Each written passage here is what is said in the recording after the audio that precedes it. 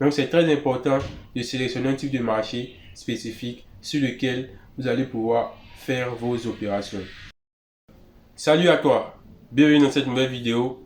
Alors moi c'est Elfried Allah et si tu me découvres à partir de cette vidéo, sache qu'ici on parle de business, de finance et de découverte. Tout ce qui va te permettre de faire des entrées d'argent. Comme vous l'avez vu dans le titre, aujourd'hui on parle des marchés financiers. Et dans marché financier, on a marché. Donc avant même de chercher à savoir ce que c'est que marché financier, on va d'abord s'intéresser à la notion de marché. Qu'est-ce que marché? La première définition qui est donnée concerne le lieu où se tient la réunion périodique des marchands, notamment des denrées alimentaires.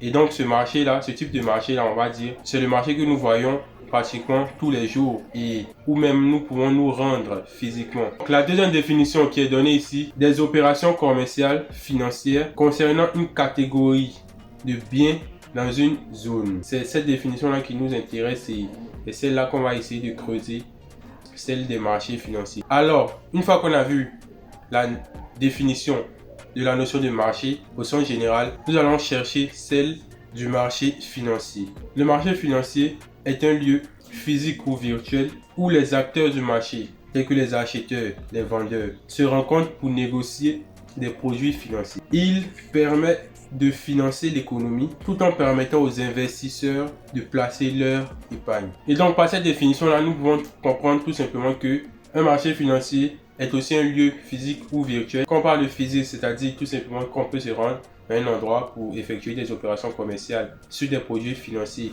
Ces opérations-là se matérialisent par une courbe de prix. Par exemple, le marché du pétrole, vous allez voir qu'il y a des prix, des fluctuations des prix. Vous allez voir des courbes qui vont à la hausse ou à la baisse, ou même qui font des hauts et bas qui restent sur place. Il y a plusieurs types de représentation d'un marché financier et vous pouvez le voir à l'écran. Il y a plusieurs types en fonction d'une personne à une autre. Mon graphique sera différent. Nous avons essentiellement 4 types de marché financier. Le premier, c'est le marché des actions. Pour quelqu'un qui a son entreprise et qui souhaite valoriser ou bien faire entrer son entreprise en bourse, c'est quoi? C'est qu'il met son entreprise sur les marchés financiers. Les personnes vont pouvoir acheter ou même vendre ces actions-là en fonction des différentes possibilités qui se présentent. Donc ça, c'est le marché des actions. En deuxième position, nous avons les marchés à taux d'intérêt, c'est-à-dire les marchés obligataires et les marchés monétaires. En troisième position, nous avons les marchés d'échange, c'est-à-dire le forex, où s'échangent les devises. Un exemple de marché d'échange de devises, une personne qui se trouve en Côte d'Ivoire, qui utilise le franc CFA, souhaite se rendre dans un autre pays, tel que le Ghana, pour quelques activités. Il doit échanger sa devise nationale là pour une autre devise. Donc, lorsqu'il le fait, il fait une opération sur le marché d'échange. Pourquoi? Parce qu'il échange ses francs CFA pour des CD. Et lorsqu'il le fait, il fait un trade, il fait une transaction et cette transaction-là se fait sur les marchés financiers. Donc, le troisième type qui est le marché d'échange de Forex. Et quatrième, nous avons la bourse de commerce où s'échange tout ce qui est matière première telle que le riz, le blé, le pétrole, l'or et tout ça. Ça aussi c'est un type de marché sur lequel nous pouvons effectuer des transactions et essayer de rentabiliser sur certaines matières de base. Et donc pour quelqu'un qui aimerait se lancer dans le commerce, dans le trading, que ce soit en ligne ou physique, il voit qu'il y a une panoplie de types de marchés financiers. Sur quel marché financier va-t-il décider d'opérer? Est-ce qu'il peut effectuer ces transactions sur tous les marchés en même temps? Est-ce que c'est possible? Est-ce que tous les types de marchés sont accessibles à tout le monde?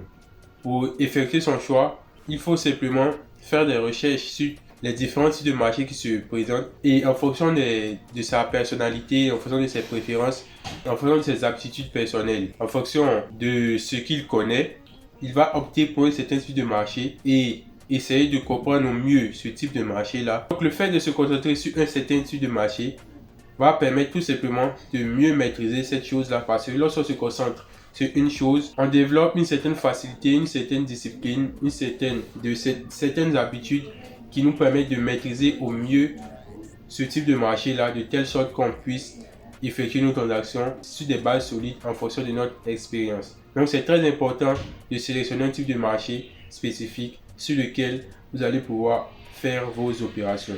Il faut dire qu'il y a des personnes qui, au-delà de maîtriser un certain type de marché, parviennent à maîtriser plusieurs types de marchés en même temps et à passer des opérations sur plusieurs types de marchés. Il faut savoir que pour arriver à ce niveau-là, il faut plusieurs années d'expérience. C'est possible, c'est pas impossible, il faut plusieurs années d'expérience, maîtriser un peu comment ces différents marchés-là fonctionnent et interagissent entre eux. Et donc, pour un débutant qui souhaite se lancer dans le commerce, dans le trading en ligne, au vu de tous ces marchés financiers, ne sait pas lequel choisir, qui n'a aucune expérience sur les marchés financiers, il faut savoir qu'il y a le marché d'échange, donc j'ai expliqué précédemment de façon brève, qui s'appelle le Forex. Je vous invite à faire des recherches sur le Forex parce que le Forex est un marché qu'on peut qualifier d'un marché basique, d'un marché de base. Et même certains traders expérimentés m'ont déjà conseillé de maîtriser d'abord le Forex avant d'essayer de maîtriser les différents autres marchés. Car le marché de Forex a certaines caractéristiques que, en tant que trader, si vous arrivez à mieux comprendre le marché du Forex, vous serez apte à mieux aborder les autres types de marchés. Donc le conseil que je pourrais donner à un débutant, c'est tout simplement de commencer par le marché de Forex. En parlant du Forex, je vous invite à faire vos propres recherches et si cela vous intéresse, n'hésitez pas à me le dire en commentaire. On va faire une nouvelle vidéo par rapport au Forex. C'était tout pour cette vidéo. J'espère avoir répondu au mieux à cette problématique là. Et il faut savoir qu'il y a plusieurs autres paramètres à connaître ou bien à apprendre sur les marchés financiers. Nous avons attaqué quelques points spécifiques, mais il y a plusieurs choses qui ne sont pas dites dans cette vidéo. Vous pouvez le dire en commentaire, cela vous fera plaisir. D'ici là, portez-vous bien et à la prochaine vidéo.